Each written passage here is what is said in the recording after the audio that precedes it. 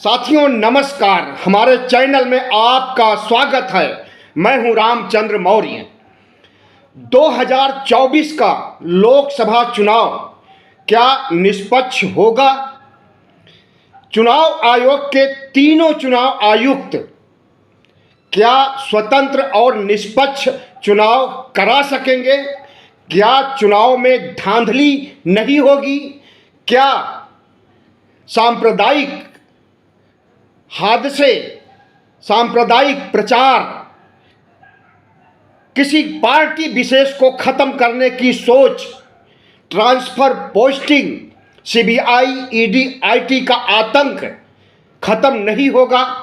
चुनाव आचार संहिता की धज्जियां उड़ाई जाएंगी और चंडीगढ़ मॉडल की भी आहट आ रही है कि चुनाव संपन्न होने के बाद 4 जून को चंडीगढ़ मॉडल भी नरेंद्र मोदी को जिताने के लिए प्रयोग में लाया जा सकता है। तो साथियों, आज हम इसी पर चर्चा करेंगे और इस बात की को समझने की कोशिश करेंगे कि चुनाव आयोग क्यों निष्पक्ष और स्वतंत्र चुनाव कराने में सक्षम सिद्ध नहीं हो रहा और किसके इशारे पर वह भारतीय जनता पार्टी को तवज्जो दे रहा है और विपक्ष को निशाना बना रहा है। तो चैनल को सब्सक्राइब कर लीजिए, इससे हमें बड़ी ताकत मिलेगी। साथियों, आज़ाद भारत का यह 16वां लोकसभा चुनाव है और बिल्कुल अलग है अपने में। जो 15 लोकसभा चुनाव हुए हैं आज़ादी के बाद से, 1952 के बाद से, वैसा चुनाव नहीं है। खास चुनाव इसलिए है कि इस बार प्रधानमंत्री नरेंद्र मोदी अपनी जीत बरकरार रखने के लिए साम दाम दंड भेद ही नहीं बल्कि संविधान और लोकतंत्र तक को निशाने पर ले चुके हैं। यह बात मैं नहीं कह रहा हूं, कांग्रेस के नेता, तमाम विपक्षी नेता और यहां तक कि अर्थशास्त्री, बुद्धिजीवी, वित्त मंत्री निर्मला सीतारमण के पति पाराकल प्रभाकर अगर कह रहे हैं कि 2024 का चुनाव किसी भी सूरत में नरेंद्र मोदी जीतना चाहेंगे और उसके बाद संविधान लोकतंत्र खत्म कर देंगे, तो यह बहुत गंभीर विषय है इस देश की जनता के लिए कि संविधान को बचाने के लिए, लोकतंत्र को बचाने के लिए उसे क्या करना है, इस देश की जनता को क्या करना है। प्रधानमंत्री को जो करना है वो कर चुके हैं और कर रहे हैं और करेंगे। लेकिन लोकतंत्र हमें आज़ादी से मिला है, जो आज़ादी हमें कांग्रेस ने दिलाई है, गांधी, भगत सिंह, सुभाष चंद्र बोस और तमाम क्रांतिकारियों ने दिलाई है। उस आज़ादी को, उस लोकतंत्र को बचाए रखना है तो नरेंद्र मोदी को हराना है। इस देश को संविधान डॉक्टर भीमराव अंबेडकर ने दिया और उन्होंने जो संविधान दिया है उसके अनुसार समाज में क्रांतिकारी परिवर्तन हुआ है और वैसा परिवर्तन भारतीय जनता पार्टी आरएसएस को सूट नहीं करता है। वह फिर से मनुवादी संविधान को लागू करना चाहता है और हमारे संविधान को, बाबा साहब के संविधान को खत्म कर देना चाहता है, मनुस्मृति लागू करना चाहता है। तो आपका एक वोट संविधान के नाम, आपका एक वोट लोकतंत्र के नाम, आपका एक वोट नरेंद्र मोदी को हराने के नाम पढ़ना चाहिए। और इस देश में 30 से 35% लोग मतदान करने नहीं निकलते हैं। उन्हें समझा बुझा करके निकलवाना है आपको और आपको खुद वोट डालना है और जो वोट नहीं पड़ते हैं उनको भी दिलवाना है। मोदी सत्ता के अहंकार को, तानाशाही रूप को हराने के लिए, लोकतंत्र को बचाने के लिए एक वोट जरूरी है और वही एक वोट पढ़ते पढ़ते 97 करोड़ वोट हो जाएगा, और जब 97 करोड़ वोट हो जाएगा उसमें से अधिकांश वोट नरेंद्र मोदी को हराने के लिए होगा। अगर 50% भी हो जाता है नरेंद्र मोदी को हराने के लिए एक वोट, तो समझ लीजिए कि यह जीत विपक्ष की नहीं होगी, इंडिया गठबंधन की नहीं होगी, यह जीत इस देश के 140 करोड़ लोगों की होगी, यह जीत इस देश के संविधान की होगी, यह जीत इस देश के लोकतंत्र की होगी, यह जीत इस देश के भविष्य के लिए होगी, विकसित भारत के लिए होगी। और अगर इस देश के मतदाता गंभीर नहीं हुए, आसन्न खतरों को नहीं समझ पाएंगे और नरेंद्र मोदी की भक्ति में जिस तरह से 2014 और 19 में वोट डाले हैं उसी तरह से वोट डालेंगी, तो समझ लीजिए संविधान खत्म, लोकतंत्र खत्म, इस देश की साझा संस्कृति खत्म, हिंदू धर्म के अलावा जितने भी धर्म हैं सब खत्म हो जाएंगे और इस देश में सिर्फ हिंदू राष्ट्र होगा और लोकतंत्र की जगह राजतंत्र होगा, संविधान की जगह मनुस्मृति होगी। तो इन आसन्न संकट की ओर जो राहुल गांधी, मल्लिकार्जुन खड़गे, पाराकल प्रभाकर, तमाम नेता, अर्थशास्त्री, बुद्धिजीवी इंगित कर रहे हैं, उनकी बात पर आपको गौर करना है। और इतना समझ लीजिए, जब जनसैलाब उठ करके खड़ा हो जाएगा मोदी के खिलाफ, तो इनका सीबीआई, ईडी, आईटी, इनका साम दाम दंड भेद, इनका चुनाव आयोग जिसे कि इन्होंने अपने हाथों से बनाया है, सुप्रीम कोर्ट के सलाह की अवहेलना करके चुनाव आयोग का निर्माण, अगर चुनाव आयुक्त की नियुक्ति अगर मोदी और शाह करते हैं, तो समझ लीजिए कि यह चुनाव आयुक्त उन्हीं के लिए काम कर रहे हैं और उसके संकेत मिल भी रहे हैं। आज तृणमूल कांग्रेस, ममता दीदी की पार्टी ने मोदी के खिलाफ, मोदी जो वहाँ पर बंगाल में उपद्रव मचाए हुए हैं, सीबीआई, ईडी, आईटी और अब एनआईए का, उसके खिलाफ अगर टीएमसी के लोग आकर के, नेता कार्यकर्ता आकर के चुनाव आयोग के सामने धरना दे रहे थे, तो उस धरने को 15 मिनट के अंदर खत्म कर दिया गया। सबको गिरफ्तार करके बसों में भर करके पता नहीं कहां ले जाया गया है। यह पहली घटना नहीं है, इसके पहले कई बार ईवीएम की मांग को लेकर के इस देश के बुद्धिजीवी, वकील, पत्रकार को गिरफ्तार किया गया है चुनाव आयोग कार्यालय के सामने से, वो भी धरना प्रदर्शन करने, ईवीएम हटाने, ईवीएम में वीवीपैट को सुरक्षित करने की मांग करने गए हुए थे। तो आज चुनाव आयोग से कांग्रेस का एक वरिष्ठ नेता और एक प्रतिनिधिमंडल जाकर के चुनाव आयोग से मिला और नरेंद्र मोदी ने पिछले दिनों चुनाव की आचार संहिता, जिस स्तर पर चुनाव आचार संहिता की धज्जियां उड़ाई है, उसका काला चिट्ठा पेश किया चुनाव आयोग के सामने। अगर कांग्रेस पार्टी अपना न्याय पत्र, घोषणा पत्र या संकल्प पत्र कुछ भी कहें लेकर के आता है, तो उसे प्रधानमंत्री नरेंद्र मोदी रैलियों में झूठ का पुलिंदा कहते हैं और कहते हैं कि यह घोषणा पत्र मुस्लिम लीग से प्रभावित है। अब मुस्लिम लीग का कनेक्शन इस घोषणा पत्र में कैसे आ गया, आप अच्छी तरह से समझ सकते हैं कि हिंदू मुस्लिम करने के लिए चुनाव आचार संहिता की धज्जियां उड़ाने के लिए नरेंद्र मोदी कुछ भी कह सकते हैं और जो कुछ न्याय पत्र के खिलाफ कहा असंवैधानिक है, अलोकतांत्रिक है, चुनाव आयोग की आचार संहिता के खिलाफ है। तो क्या चुनाव आयोग इनके खिलाफ कोई कार्रवाई करेगा? कतई नहीं करेगा।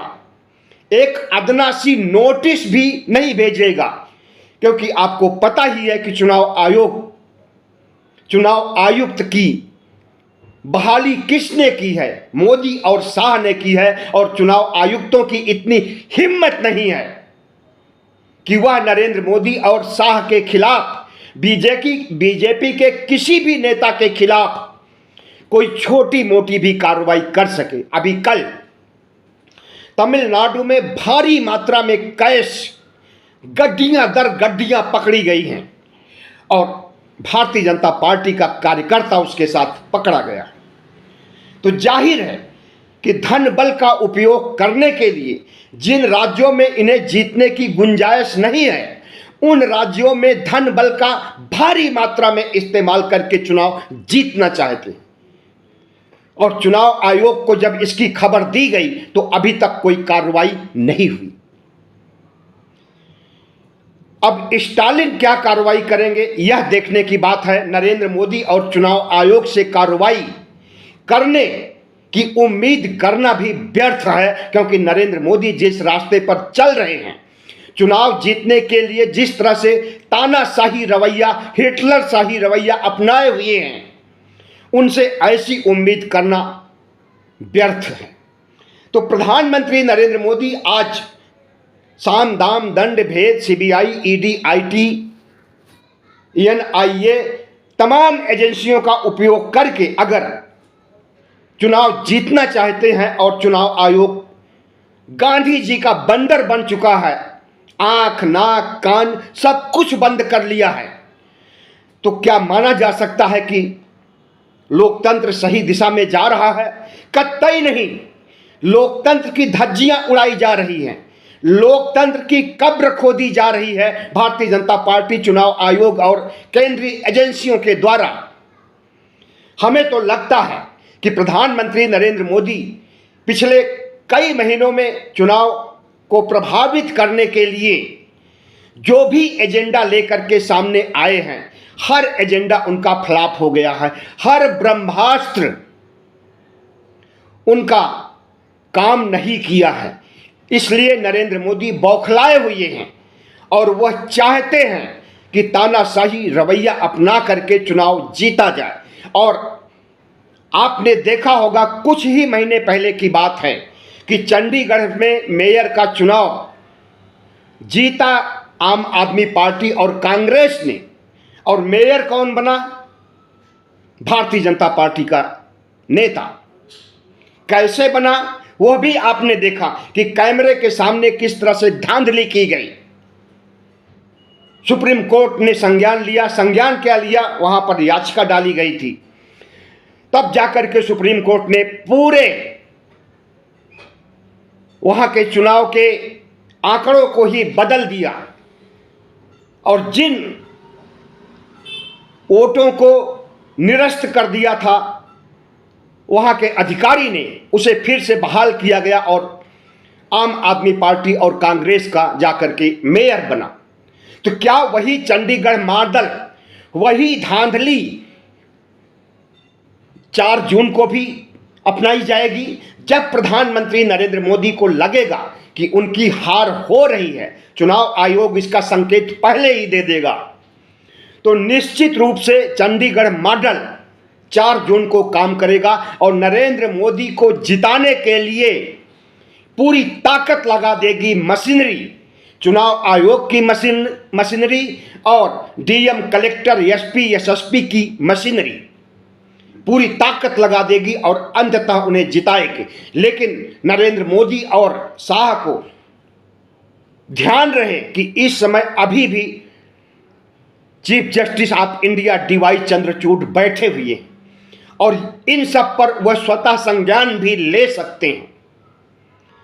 कोर्ट में जाकर के शिकायत करने की जरूरत नहीं पड़ेगी। अगर 4 जून को चंडीगढ़ मॉडल अपनाया जाएगा तो सबसे पहले DY Chandrachud chief justice of India संज्ञान लेंगे और नरेंद्र मोदी शाह के इरादों की धज्जियां उड़ा देंगे, चुनाव आयोग की धज्जियां उड़ा देंगे।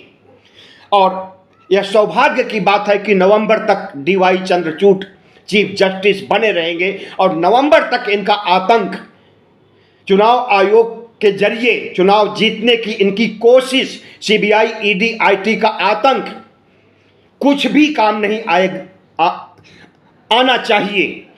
सुप्रीम कोर्ट को संज्ञान लेना चाहिए, चुनाव पर नजर रखनी चाहिए। जहां पर चुनाव आयोग भारतीय जनता पार्टी के पक्ष में कोई कार्रवाई करता है और विपक्ष को हराने की मंशा से विपक्ष को दंडित करता है, तो वह सब चुनाव आयोग को की गतिविधियों को सुप्रीम कोर्ट को संज्ञान लेना होगा। और अगर चंडीगढ़ मॉडल की ज़्यादा उम्मीद है कि चंडीगढ़ मॉडल लाएंगे, तो उस पर भी सुप्रीम कोर्ट को स्वतः संज्ञान लेना चाहिए। राहुल गांधी ने और कई दूसरे नेताओं ने, और सबकी छोड़िए, आरएसएस और भारतीय जनता पार्टी के अंदरूनी सर्वे चीख चीख करके कह रहे हैं कि भारतीय जनता पार्टी को 2024 के चुनाव में 200 से ज़्यादा सीटें नहीं मिलेंगी, और जब तक 272 सीटें नहीं मिलेंगी जब तक जादुई आंकड़ा 272 तक नहीं पहुंचेंगे, तब तक भारतीय जनता पार्टी और एनडीए की सरकार नहीं बन सकती है और मोदी तीसरी बार शपथ नहीं ले सकते हैं। तो नरेंद्र मोदी को लग रहा है कि उनकी भारी हार हो रही है। सिर्फ नरेंद्र मोदी को ही नहीं, राहुल गांधी, मल्लिकार्जुन खड़गे, सोनिया गांधी, आरएसएस प्रमुख मोहन भागवत, सबको लग रहा है, सबको आहट मिल रही है कि 200 या 180, 160, 140 तक के आंकड़े सामने आ रहे हैं कि इन्हीं आंकड़ों में कोई आंकड़ा होगा जिस पर भारतीय जनता पार्टी आकर के टिक जाएगी और उसकी सरकार चली जाएगी। नई सरकार, इंडिया की सरकार, कांग्रेस की सरकार बनेगी। और इसी आहट से नरेंद्र मोदी और शाह घबराए हुए हैं और सीबीआई, ईडी, आईटी का तो प्रयोग कर ही रहे हैं। चुनाव आयोग को भी हिदायत दे चुके हैं कि किसी भी सूरत में हमें जीतना है और उस जीत के पीछे कुछ भी करना है। चुनाव आयोग को भी, भारतीय जनता पार्टी को भी और आरएसएस को भी। आरएसएस एक ऐसी संस्था है इस देश में, 1925 में इसका गठन किया गया था हिंदू राष्ट्र बनाने के लिए। 1925 के पहले सावरकर ने द्विराष्ट्रवाद के सिद्धांत का जन्म दिया था और उसी द्विराष्ट्र के सिद्धांत को मूर्त रूप में स्थापित करने के लिए, यानी हिंदू राष्ट्र बनाने के लिए आरएसएस का गठन किया गया था। 2025 में आरएसएस के 100 साल पूरे हो रहे हैं और इस पूरे होने के 1 दिन, 2 दिन, महीने, 2 महीने पहले भारत को हिंदू राष्ट्र बनाना चाहते हैं नरेंद्र मोदी और शाह। इस बात को हम नहीं कह रहे हैं, वित्त मंत्री के पति कह रहे हैं, मल्लिकार्जुन खड़गे कांग्रेस के अध्यक्ष कह रहे हैं, राहुल गांधी कह रहे हैं, सोनिया गांधी कह रही हैं, पूरा विपक्ष कह रहा है। तो जब लोकतंत्र और संविधान खत्म कर देंगे तो बचेगा क्या? कुछ नहीं बचेगा। और भारत जो विकासशील भारत बन रहा है, विकसित भारत बन रहा है, उस दिशा में भारत नहीं बढ़ेगा, बल्कि 4000 साल पहले के ब्राह्मणवाद की ओर भारत लौटेगा। जो मनुस्मृति युग में तानाशाही थी, अत्याचार था, गुलामी थी, वर्ण व्यवस्था का दंश था, अधिकांश जनता को शूद्र बना करके उनका शोषण किया जाता था, उनके साथ अत्याचार होता था, गुलामी होती थी, बलात्कार होता था, उसी तरफ नरेंद्र मोदी, शाह और मोहन भागवत इस देश को ले जाना चाहते हैं। क्या सफल होंगे? इस देश के 97 करोड़ मतदाताओं को इस पर सोचना होगा। और आम आदमी पार्टी ने आज कहा है कि नरेंद्र मोदी को हराने के लिए एक वोट, और यही एक वोट इस देश की संस्कृति को बचाएगा, इस देश के संविधान को बचाएगा, इस देश के लोकतंत्र को बचाएगा और इस देश को मनुस्मृति युग में जाने की और जो उद्यत है उससे बचाएगा। तो प्रधानमंत्री नरेंद्र मोदी अगर यह चाहते हैं कि वह संविधान खत्म कर देंगे, लोकतंत्र खत्म कर देंगे, तो यह उनका दिवा स्वप्न है। दिन में उन्हें आसमान के तारे दिखाई देंगे अगर ऐसी सोच उनकी बनी रहेगी तो। और चुनाव के बाद, हालांकि भारतीय जनता पार्टी जीतने नहीं जा रही है, और चुनाव में अगर प्रधानमंत्री नरेंद्र मोदी की हार होती है तो ये विपक्ष में भी नहीं बैठेंगे। इन्हें इतना बड़ा सदमा लगेगा कि हो सकता है कि राजनीति से ही संन्यास ले ले। और प्रधानमंत्री नरेंद्र मोदी पहले ही घोषित कर चुके हैं कि जब हम हारेंगे तो झोला उठाएंगे और चल देंगे। कहां जाएंगे यह नहीं बताए हैं, लेकिन झोला उठाने की बात कह चुके हैं।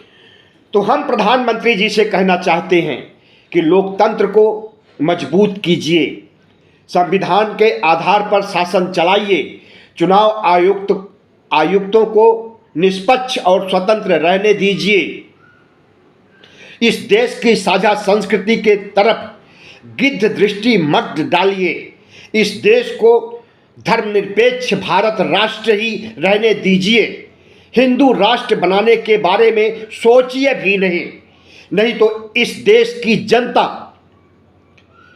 आपको वाकई झोला उठाने के लिए मजबूर कर देगी। बहुत बहुत धन्यवाद। हमारे चैनल को सब्सक्राइब कीजिएगा, लाइक कीजिएगा और शेयर कीजिएगा।